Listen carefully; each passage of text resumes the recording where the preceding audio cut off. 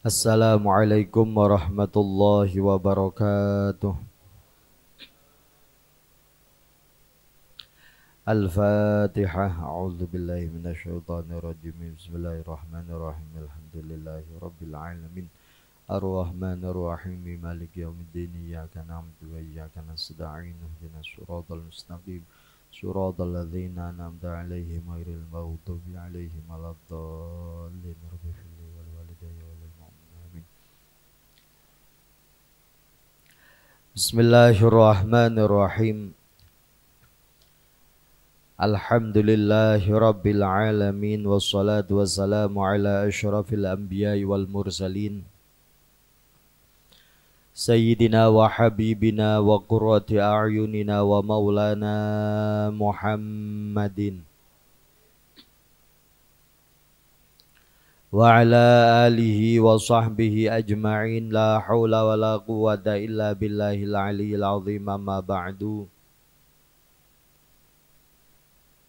Para alim, para ulama, para ustadzah, para sesepuh yang semoga selalu dimuliakan oleh Allah Subhanahu wa taala, hadirin hadirat jamaah Masjid Nurul Falah yang semoga selalu diberi limpahan rahmat oleh Allah Subhanahu wa taala. Amin ya rabbal alamin. Pertama-tama marilah kita panjatkan puja dan puji syukur kepada Allah Subhanahu wa taala yang telah mentakdirkan kita untuk bersama-sama bermujalasah di tempat yang mulia ini. Semoga lewat mujalasah kita di pagi hari ini di tempat yang mulia, Allah Subhanahu wa taala akan memuliakan kita fid dunya wal akhirah. Amin ya rabbal alamin. Salawat serta salam marilah kita aturkan kepada junjungan kita Nabi Muhammad sallallahu alaihi wasallam, keluarga, para sahabat, para pengikut-pengikutnya ila yaumil qiyamah, dan kita berharap semoga kelak kita mendapatkan syafaat dari beliau. Amin amin ya rabbal alamin.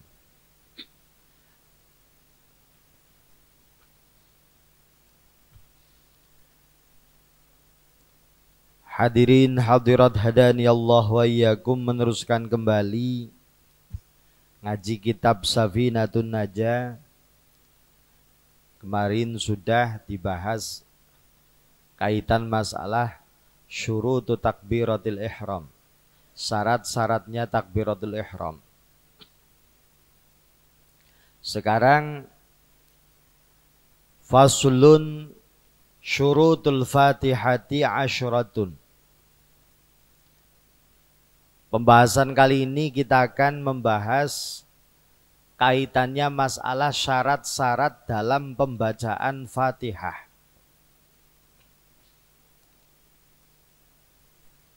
Salah satu rukun qauli dalam sholat itu ada rukun fi'li, ada rukun qauli. Rukun yang berupa ucapan.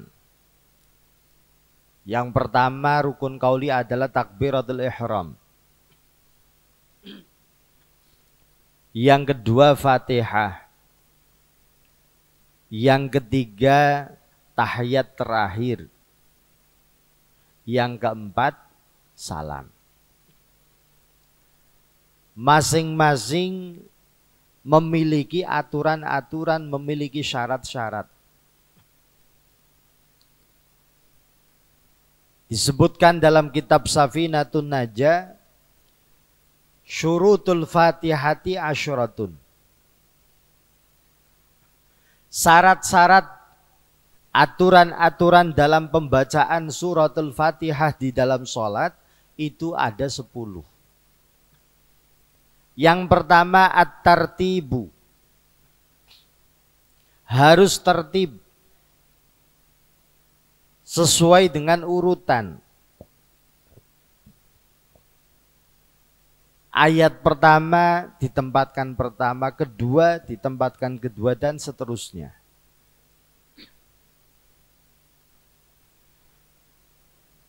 Apabila pembacaan Fatihah tidak sesuai dengan urutan, maka Fatihah itu tidak dianggap. Fatihah itu tidak dianggap. Sholatnya nggak batal.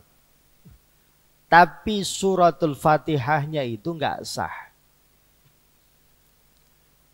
Andai kata diulang kembali ya berarti nanti sholatnya sah. Tapi kalau tidak diulang mulai awal lagi, terus langsung melaksanakan membaca surat pendek, terus disusul dengan ruku, maka ini bisa membatalkan sholat. Karena dalam aturan sholat juga antara rukun satu dengan rukun yang berikutnya itu harus dilakukan secara tertib. Melakukan rukun diselesaikan secara sempurna baru rukun yang berikutnya. Lah ini Fatihahnya belum beres, terus kok melakukan rukun berikutnya, melakukan ruku. Ini bisa membatalkan sholat kalau dilakukan secara sengaja. Andai kata tidak sengaja, Fatihahnya belum beres, terus melaksanakan membaca surat pendek, setelah surat pendek baru ruku, dia baru sadar bahwasannya Fatihahnya belum beres, maka apa yang dilakukan setelah Fatihah itu tidak dianggap. Berarti baca surat pendeknya tidak dianggap, karena posisi pembacaan surat pendek itu sunnah dilakukan setelah membaca Fatihah yang sah. Kalau Fatihahnya belum sah terus membaca surat, berarti suratnya nggak dianggap. Yang namanya ruku itu harus setelah melakukan pembacaan Fatihah secara sah. Apabila ruku dilakukan sebelum Fatihahnya beres, berarti rukunya juga tidak dianggap. Andai kata ketika ruku dia baru sadar bahwasannya Fatihahnya belum beres, maka dia harus kembali lagi berdiri tegak, terus membaca Fatihah dengan benar, nanti dianjurkan membaca surat lagi, baru nanti ruku. Ini yang pertama, aturan dalam pembacaan Fatihah agar Fatihahnya dianggap sah adalah satu, pembacaan Fatihah harus dilakukan secara urut sesuai dengan urutan ayatnya. Yang kedua, wal muwalatu,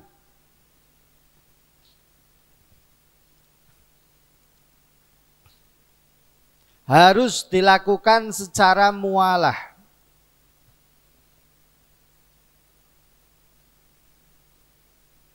Berkesinambungan antara satu ayat dengan ayat berikutnya. Gak boleh ada pemisah terlalu lama.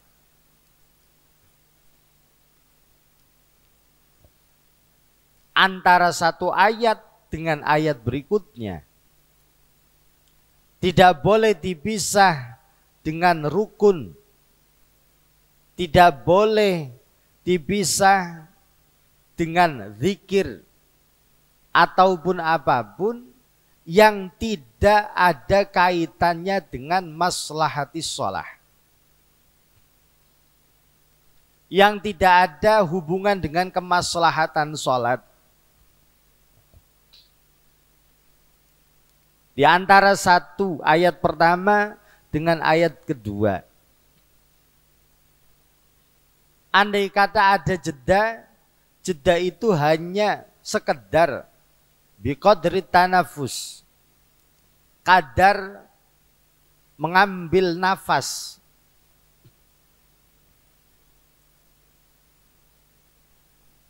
Bismillahirrahmanirrahim. Alhamdulillahi rabbil alamin. dan seterusnya. Ini namanya mualah.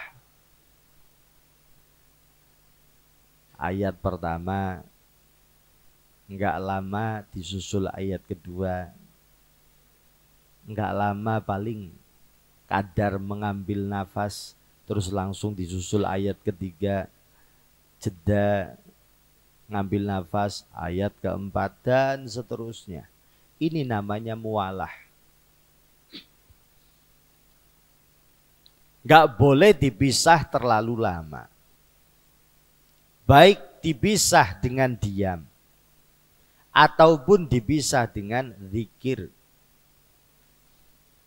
Seumpama sampai terjadi antara satu ayat dengan ayat berikutnya ada pemisah dan pemisahnya itu lama, melebihi waktu yang dibutuhkan untuk sekedar bernafas, maka ini bisa menggagalkan Fatihah.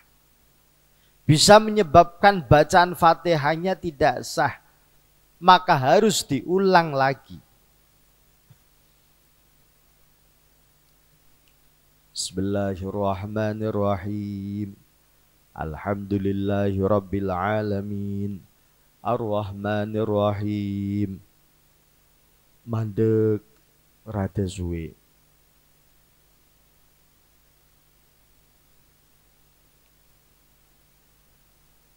Baru iyyaka na'budu wa iyyaka nasta'in. Kalau berhentinya itu lama, melebihi kadar yang dibutuhkan untuk mengambil nafas, seumpama mungkin orangnya itu habis lari-lari terus ambekannya mungkin rada, mungkin ya kadar yang dibutuhkan untuk mengambil nafas mungkin ambekannya lagi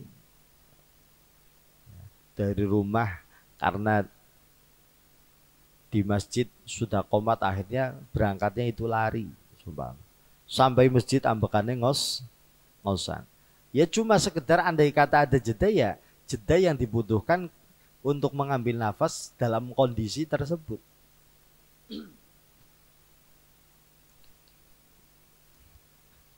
Mungkin karena kondisinya itu habis lari, mungkin butuh dalam pengambilan nafas sampai 3 kali. Alhamdulillahirabbil alamin. Ar-Rahmanir-Rahim dan seterusnya. Kalau cuma ada pemisah, kadarnya itu cuma kadar biqadri tanafus, kadar sekedar mengambil nafas, ini enggak masalah. Kalau sampai ada jeda terlalu lama lebih dari itu, baik jeda itu diisi dengan diam, atau mungkin dengan bacaan zikir yang tidak ada kaitan dengan kemaslahatan sholat, maka Fatihahnya dianggap tidak sah, gagal, dan harus diulang mulai awal.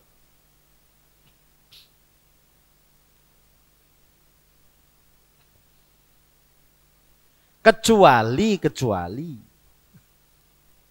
antara satu ayat dengan ayat berikutnya ada pemisah berupa zikir, tapi zikir itu berkaitan dengan kemaslahatan sholat. Contoh, makmum membaca amin karena imamnya menyelesaikan Fatihah. Panjenengan membaca Fatihah baru sampai iyyaka na'budu wa iyyaka nasta'in, imame waladdallin.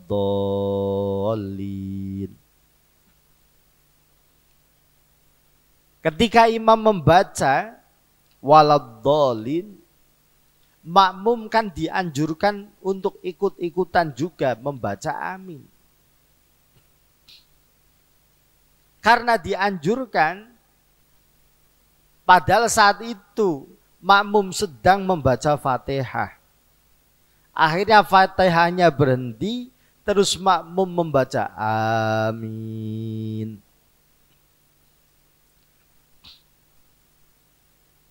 Lah pemisah yang seperti ini karena ada kaitan dengan kemaslahatan sholat, maka tidak memutus mualah dalam Fatihah.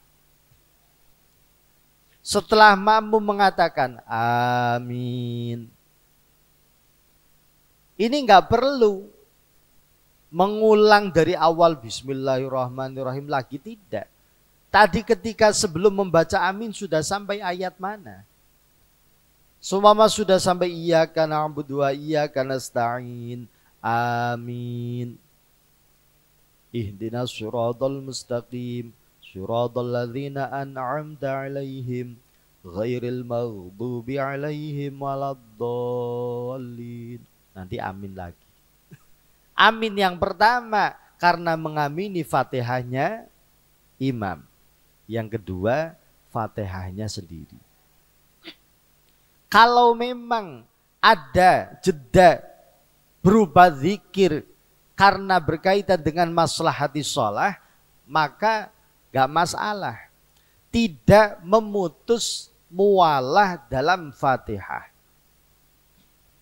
Contoh lagi, antara satu ayat dengan ayat berikutnya ada pemisah, tapi karena pemisah itu berkaitan dengan maslahati sholat, maka tidak memutuskan mualah dalam Fatihah. Contoh, sujud tilawah. Makmum, di tengah-tengah makmum membaca surat Fatihah. Baru iyyaka na'budu wa iyyaka nasta'in. Imamnya membaca surat As-Sajdah. Terus imam langsung turun sujud tilawah, maka makmum harus ikut-ikutan sujud tilawah.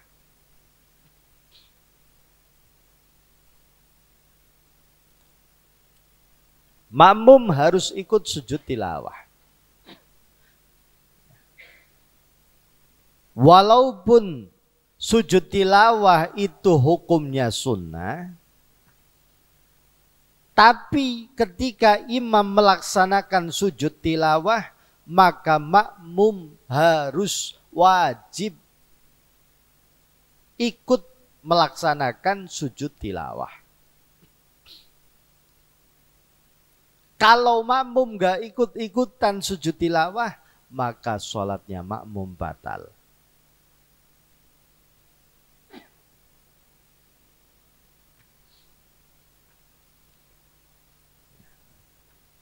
Karena dalam aturan sunnah yang namanya makmum itu adalah pengikut imam. Yang namanya pengikut berarti harus mengikuti imam. Tapi apakah dalam segala hal harus mengikuti? Oh tidak.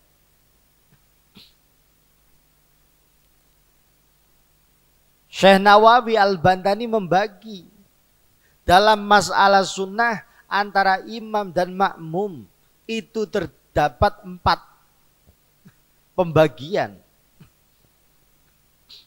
Yang pertama, wujubul mutaba'ah fi'lan wa tarkan. Seorang makmum harus sama mengikut kepada imam dalam masalah kesunahan fi'lan wa tarkan. Baik imamnya melakukan ataupun meninggalkan. Kalau dalam sunnah itu imam melakukan, makmum harus melakukan. Kalau enggak melakukan, batal. Kalau makmum meninggalkan sunnah tersebut, maka kalau imam melakukan sunnah tersebut, maka makmum juga harus melakukan, harus meninggalkan sunnah tersebut.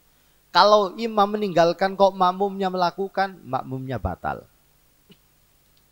Contoh sunnah yang seperti itu adalah sujud tilawah. Sujud tilawah adalah sunnah yang andai kata imam melakukan, makmum harus melakukan. Andai kata imam meninggalkan, maka makmum juga harus meninggalkan.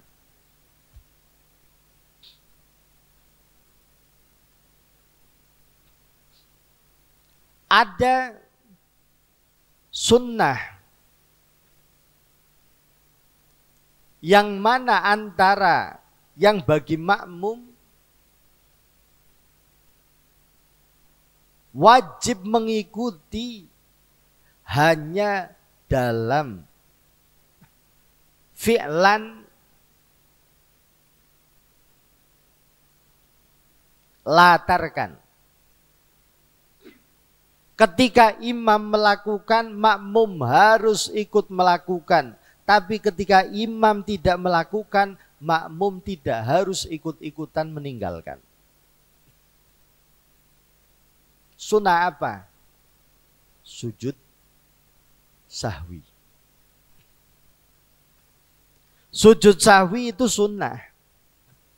Tapi kalau imam melakukan, makmum harus ikut-ikutan melakukan.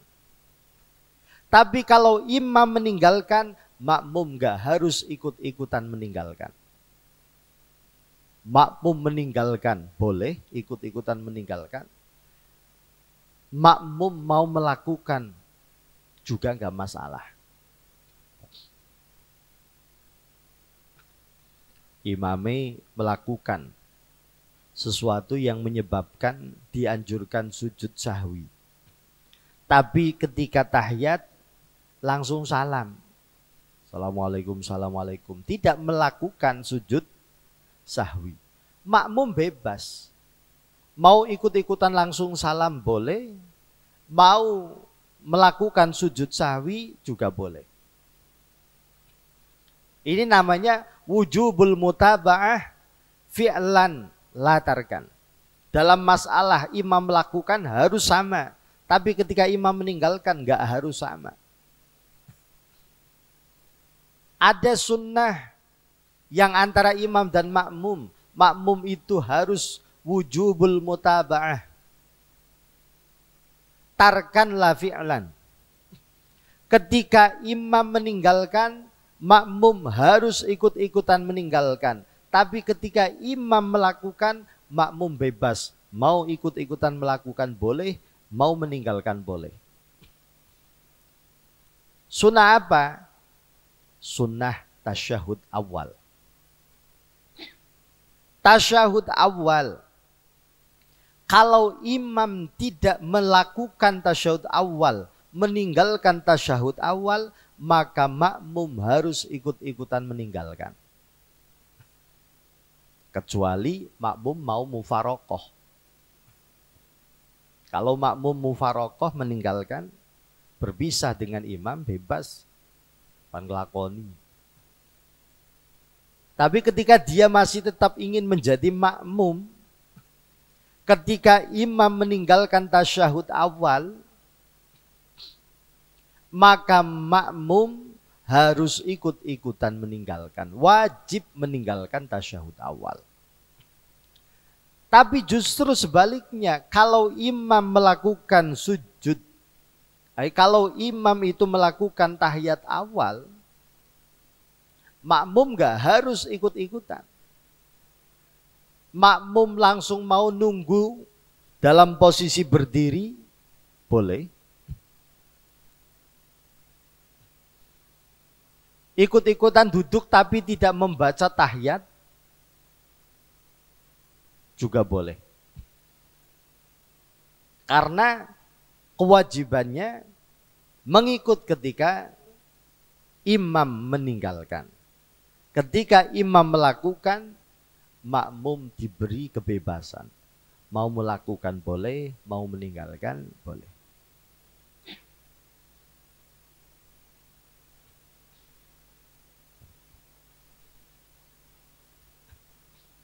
Ada yang sunnah bagi makmum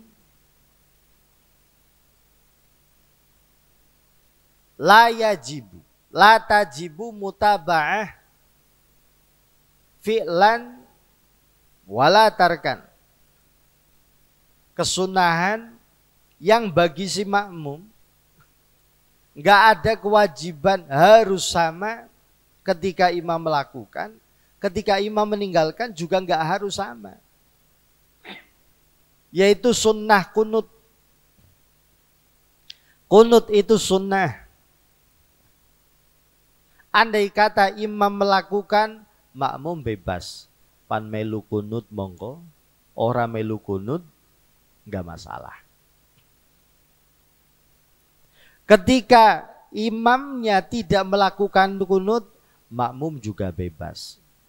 Mau melakukan kunut boleh, mau meninggalkan ikut-ikutan imam meninggalkan juga boleh. Ini dalam masalah sunnah bukan berarti sing arane imam, sing arane makmum itu kan ngikuti imam. Berarti apapun yang dilakukan imam itu harus dilakukan oleh makmum, enggak semuanya seperti itu. Tadi ada istilah mutaba'atul imam, wujubu mutaba'atil imami fi'lan wa tarkan. Wujubu mutaba'atil imam fi'lan la tarkan. Wujubu mutaba'atil imam tarkan la fi'lan.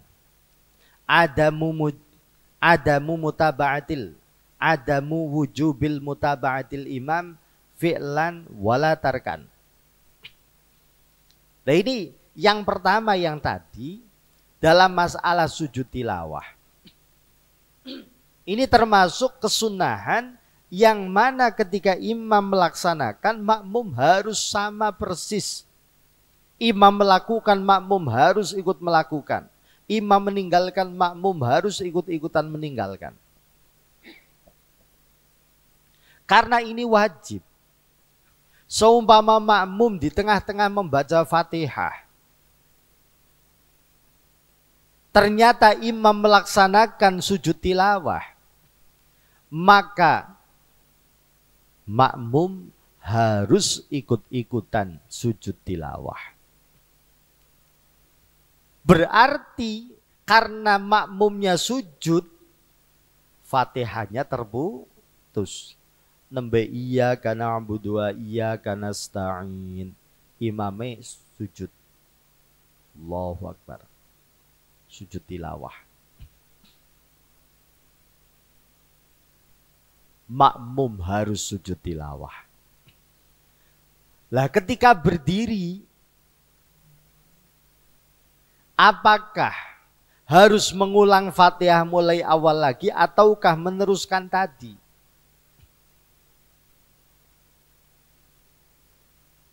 Cukup meneruskan. Tadi sudah sampai sebelum sujud tilawah, sudah sampai iya kana na'budu wa iyyaka nasta'in. Berarti setelah sujud tilawah langsung ihdinas siratal mustaqim, siratal ladzina an'amta 'alaihim ghairil maghdubi 'alaihim waladdallin.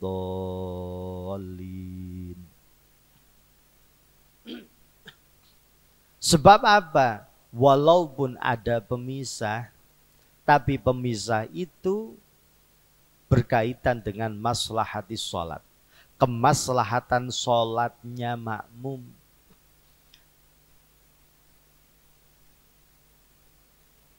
Karena kalau tadi makmum gak ikut-ikutan sujud, malah justru makmum sholatnya batal.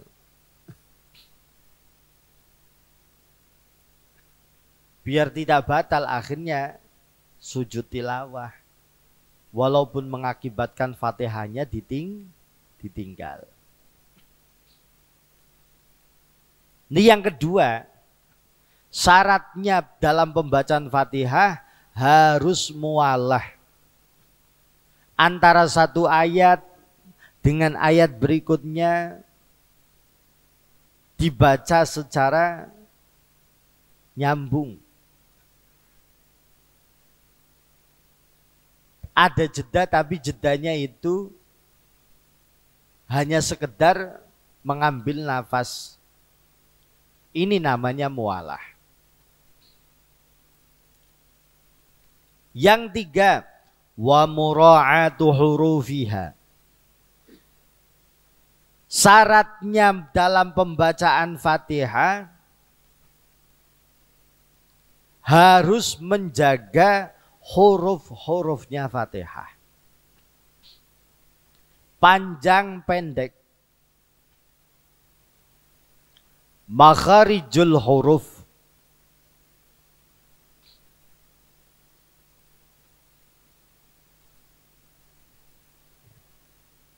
Ini harus dijaga.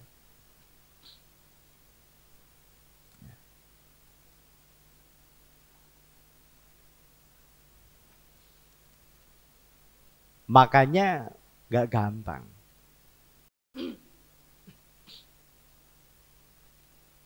Ada salah satu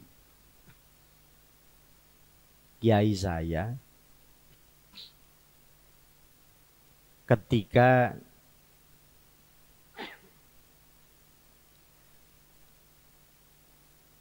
dimintai musyawarah dalam desa tersebut,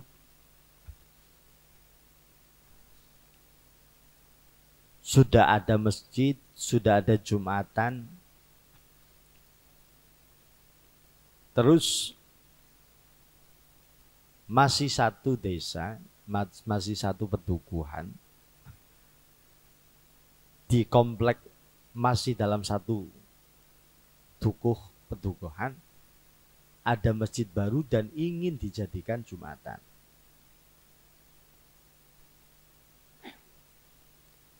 Dikaitan masalah ta'addudul Jum'ah dalam satu kampung, Jumatan lebih dari satu,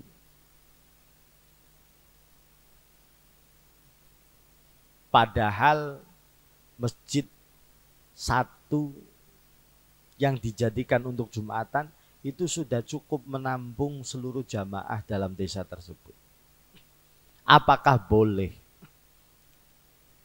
mengadakan Jumatan lagi di tempat yang lain yang masih dalam satu perkampungan? Itu kaitannya masalah khilafiyah. Karena fenomena pemandangan yang disaksikan oleh sahabat, tabi'in, terus sampai akhirnya diinformasikan sampai ke para ulama, belum pernah ada sampai Khulafaur Rasyidin selesai, masa Khulafaur Rasyidin selesai, di Madinah hanya ada satu Jumatan. Di Madinah saambane samonten niku Jumatan ini terpusat dalam Masjid Nabawi.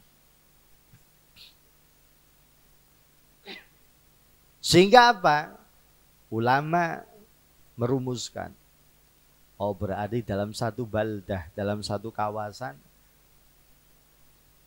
gak boleh ada lebih dari satu Jumatan, kecuali ada uzur, kecuali tempat itu sudah tidak bisa menampung, maka diperbolehkan mendirikan lagi.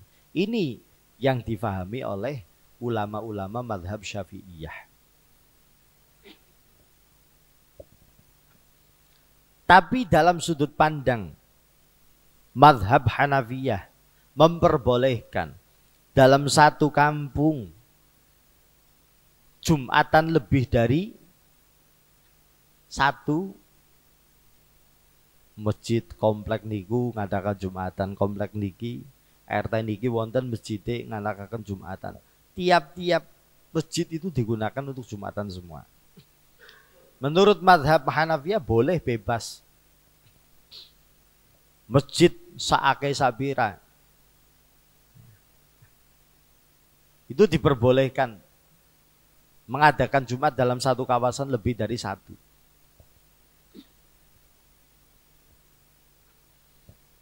Karena apa? Sudut pandangnya ulama-ulama mazhab Hanafiyah, ketika mensikapi fenomena yang ada di zaman sahabat, di mana di Madinah sampai zaman Khulafaur Rasyidin selesai, Nggak pernah ada, nggak pernah terjadi Jumatan lebih dari satu tempat. Kata mazhab Hanafiyah, oh wajar. Mengapa dalam zaman Nabi, zaman Khulafaur Rasyidin, itu nggak ada yang berani mengadakan Jumatan tandingan di tempat lain selain Masjid Nabawi. Sebab andai kata mengadakan Jumat tandingan, ini rawan dituduh ini mau bugot, mau memisahkan diri, mau mengadakan perlawanan dan sebagainya. Ini karena khawatir yang seperti itu nanti dicap sebagai pembangkang dan sebagainya, makanya nggak ada yang berani mengadakan Jumatan kecuali satu tempat, yaitu di Masjid Nabawi. Lah, salah satu guru saya itu ketika ditanya oleh pengurus masjid baru yang akan mengadakan Jumatan, beliau itu tanya, maaf, di masjid yang baru itu lingkungan yang ikut Jumatan, yang diperkirakan nanti akan berangkat Jumatan, wis dites napa durung? Fatihahe bener napa mboten? Karena apa? Persyaratan dalam sholat Jumat pesertanya minimal 40. Pendapat yang kuat minimal 40 orang. 40 orang itu harus orang yang ahlan lis sholah. Orang yang sholatnya itu benar. Fatihah benar. Syarat rukune faham. 40 orang itu adalah orang yang andai kata dijadikan imam itu layak. Nah, jenengan panganakaken Jumatan teng mriku, apakah di lingkungan niku sudah panjenengan survei ada minimal 40 orang yang syarat rukun dan bacaan Fatihahnya itu memang benar-benar sudah pas. Kalau memang sudah ada 40 orang, monggo, mau mengadakan monggo.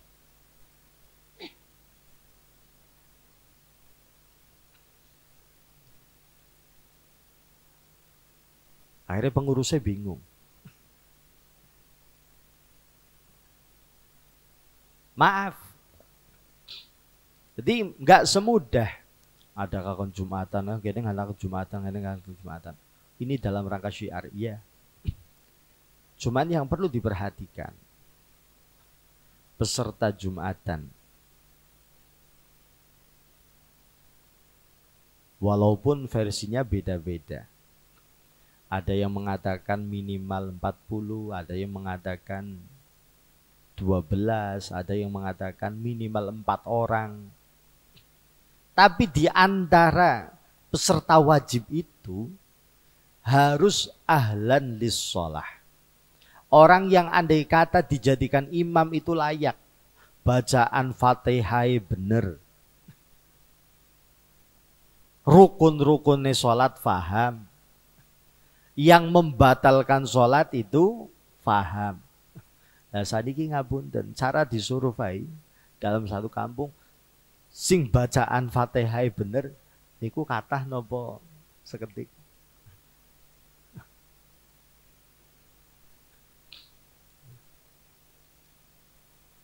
Kalau mungkin ngapunten, kalau mungkin kawasannya daerahnya adalah banyak santri, banyak alumni pesantren.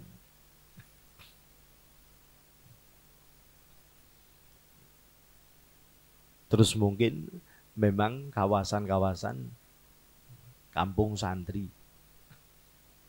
Di bocah cilik-cilik pada ngaji, tidak cuma ngaji Quran tok, tapi ngaji kitab-kitab fikih. Mulai dari tata carane wudu, faham, niku aman. Tapi kalau ngapunten di daerah-daerah kota, dalam satu komplek. Andai kata di survei, di sensus, di tes baca Fatihah, mungkin 70% atau mungkin 80% niku bacaan Fatihah boten pas. Dalam pembacaan Fatihah syaratnya harus mura'atu hurufiha. Huruf-huruf Fatihah itu benar-benar dijaga makhrajnya, tasydidnya, panjang pendeknya. Yang mestinya tasydid ya harus dibaca tasydid. Iyyaka na'budu wa iyyaka nasta'in. Bukan iyyaka na'budu wa iyyaka nasta'in. Itu berarti namanya bukan tasydid. Sebab kalau tasydid berarti ada penekanan, itu 2 huruf. Kalau dibaca tidak tasydid berarti korupsi huruf. Iyyaka na'budu wa iyyaka nasta'in. Itu tasydid. Iya. Tapi kalau iya ngurangi sahuruf mboten.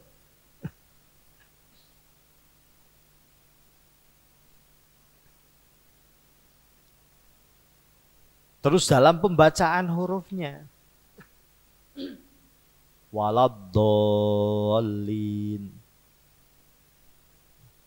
Terkadang ada yang bukan do, walaf anggone fa.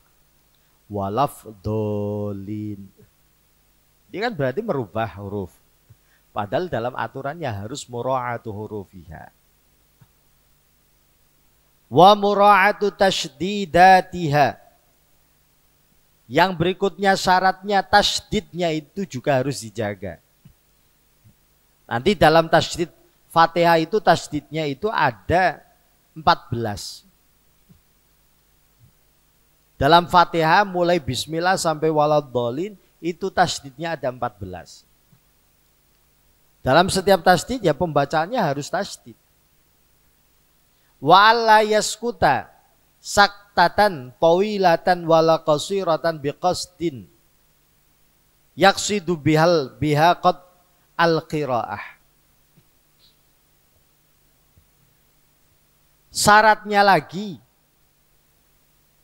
dalam pembacaan Fatihah jangan sampai ada saktah, diam yang terlalu lama. Sebab kalau diam terlalu lama berarti namanya tidak mualah. Kalau tidak mualah berarti menggagalkan Fatihah. Maka Fatihahnya harus diulang lagi mulai awal.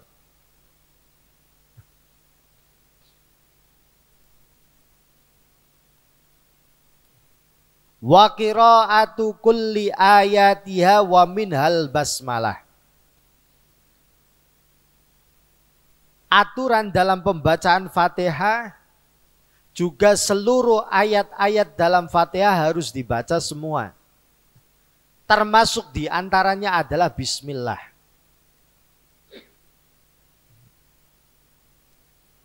Jadi kaitannya masalah khilafiyah. Dalam mazhab Syafi'iyah, Bismillah, Fatihah itu jumlahnya ada 7. Ada 7 ayat. Cuman penghitungannya ini yang berbeda. Bismillah dalam mazhab Syafi'iyah, Bismillah itu ayat pertama. Nah nanti ayat terakhir adalah Siratal ladzina an'amta 'alaihim ghairil maghdubi 'alaihim waladdallin. Itu 1 ayat. Tapi ada sebagian di luar mazhab Syafi'iyah, Fatihah itu dimulai dari Alhamdulillah. Bismillah itu enggak ikut. Bismillah itu bukan bagian dari Fatihah. Oh berarti ayatnya 6. Tetap itu. Cuman penghitungannya Siratal ladzina an'amta 'alaihim. Itu ayat ke-6.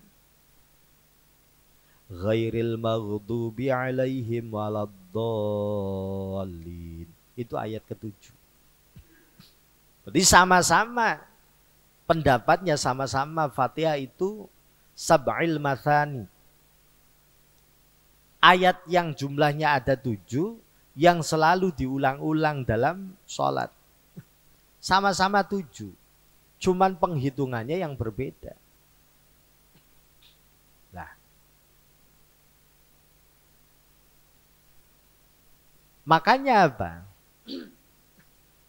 Bagi seorang imam yang bijaksana, ketika tahu makmumnya adalah dari kelompok yang meyakini bismillah itu adalah bagian dari Fatihah, maka imam yang bijak dia juga membaca Fatihah.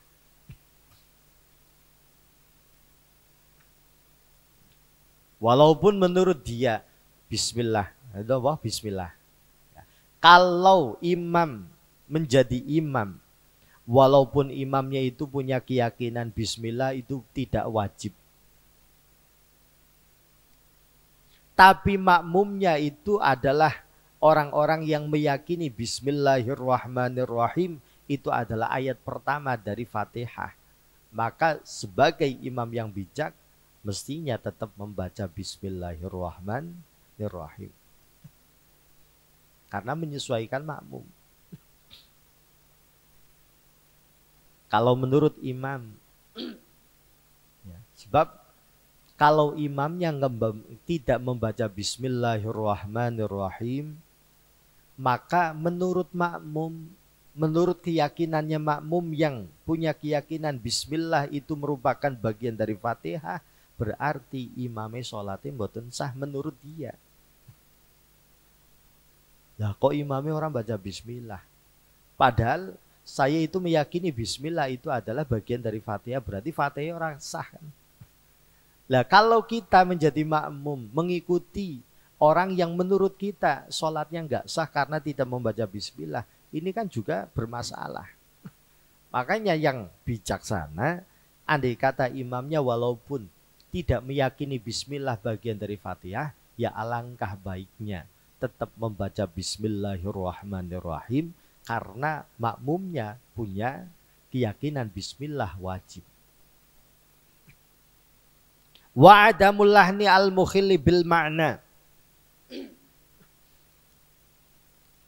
Dalam pembacaan Fatihah, cara pembacaannya itu juga tidak boleh dirubah.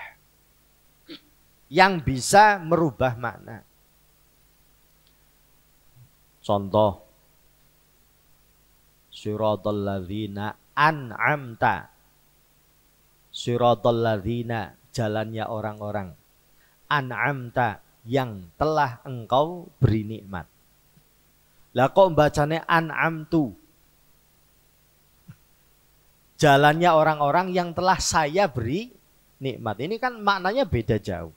Nah ini yang mestinya dibaca ta, kok dibaca tu. Berarti merubah bacaan dan bisa merubah makna. Ini menggagalkan Fatihah. Kalau cuman bedanya ini, kalau itu dibaca terus langsung dirubah, diulang kembali nggak masalah. Tapi kalau sudah terlalu lama diteruskan waladdallin, terus baru sadar tadi bacanya an'amtu, ya berarti harus diulang mulai awal lagi. Wa antakuna halatal qiyam fil fardhi wa, yang berikutnya syarat dalam pembacaan Fatihah. Pembacaan Fatihah itu harus mulai awal bismillah sampai waladdallin harus dalam kondisi berdiri. Ketika sholatnya itu berdiri. Sehingga apa? Enggak sah. Fatihah durung rampung terus keburu ruku. Waladdallin. Belum selesai waladdallin tapi posisinya sudah mulai ancang-ancang ruku. Diselesaikan dulu waladdallin baru nanti ruku. Harus mulai awal sampai akhir Fatihah harus dalam kondisi berdiri bagi orang yang sholatnya berdiri. Dan yang Berikutnya adalah wa ayyusmi'a nafsahul qiraah. Suara yang dikeluarkan minimal harus didengar oleh telinganya sendiri. Ini mboten cuma umbis-umbis tok, tapi harus ada suara yang keluar. Wa alla yatakhallalaha zikrun ajnabiyun. Nah, tadi kaitannya masalah mualah antara satu ayat dengan ayat berikutnya nggak boleh dipisah dengan zikir yang tidak ada kaitan dengan maslahatis sholah. Itu diantara syarat-syarat dalam pembacaan Fatihah. Kalau dalam syarat-syarat itu tidak terpenuhi, maka ada dua kemungkinan.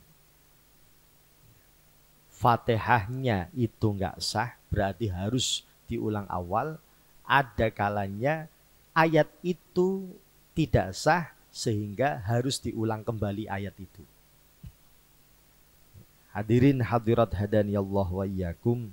Ya, semoga apa yang kita pelajari bersama menambah wawasan kita, pengetahuan kita tentang tata cara kita beribadah kepada Allah Subhanahu wa taala yang telah dirumuskan, telah diatur oleh para ulama yang bersumber dari hadis Nabi Muhammad dan apa yang disampaikan oleh para sahabat. Semoga bisa bermanfaat bagi kita fid dunya wal akhirah. Marilah kita tutup Al-Fatihah. A'udzubillahi minasyaitonir rajim. Bismillahirrahmanirrahim. Alhamdulillahirabbil alamin arrahmanir rahim maliki yaumiddin iyyaka na'budu wa iyyaka nasta'in ihdinas siratal mustaqim siratal ladzina an'amta 'alaihim ghairil maghdubi 'alaihim waladdallin. Bismillahirrahmanirrahim. Alhamdulillahi rabbil alamin wassalatu wassalamu ala sayyidina Muhammadin wa ala alihi washabihi ajma'in. Rabbana anfa'na bima 'allamtana rabbi 'allimna alladhi yanfa'una rabbi faqqihna wa faqqih ahlana wa qarabatil lana fi dinna mahlal qudri wa dzakara Allahumma hdina bihudak waj'alna mimman yusaru fi ridaq wa la tuwallina waliyan siwak la taj'alna mimman khalafaka amraka wa asaq wa hasbunallahu wa ni'mal wakil. Wala haula wala quwwata illa billahil aliyyil azim. Wa sallallahu ala sayyidina Muhammadin wa ala alihi washabihi wasallam. Subhana rabbika rabbil izzati amma yasifun. Wassalamun alal mursalin walhamdulillahi rabbil alamin. Dari kami mohon maaf yang sebesar-besarnya. Allahul muwaffiq ila aqwamit thoriq. Wassalamualaikum warahmatullahi wabarakatuh.